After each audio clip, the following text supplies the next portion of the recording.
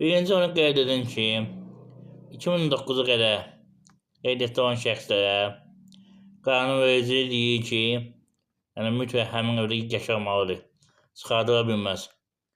Bunu nəyə görə deyən hörmətli izləyicilər? Amma 2009-cu il qeyd olunur ki, mütləq mülkiyyət sahibinin razılığı olmalıdır. Bu həm gəlinlərə aiddir, nəvələrə aiddir, bütün şəxslərə aiddir ki, 2009-a qədər kim həmin evdə varsa, mütləq yaşamaq hüququ var. Burada nəyə görə deyən hörmətli izləyicilər bir daha qeyd edirəm. Sənədsiz evi olan sakinlərə aiddir. Söhbət gedir tam ev sənədi olmayanların yox.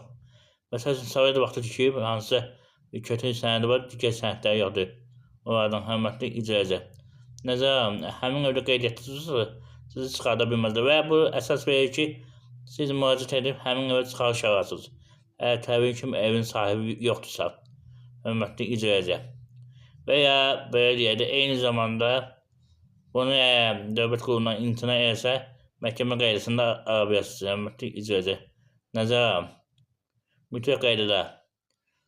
Ona görə ki, həmin şəxslərin çoxusu hörmətli icracı orderlə ev alıb, order sərəncamla və yaxud müqavilə ilə nəzərəm, mütləq qaydada. Bu da əsas verir.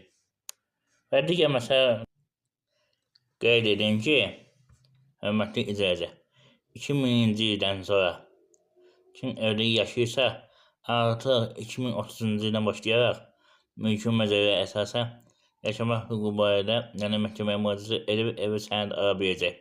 Nəzərəm, eyni zamanda onu qeyd edin ki, artıq qanunvericidə dəyişiklik olub.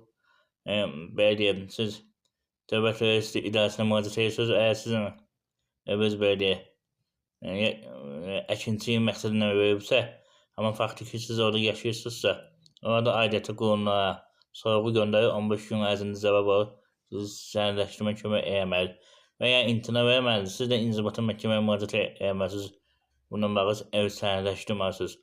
Orada incə detallar çoxdur, hörmətli izləyicilər.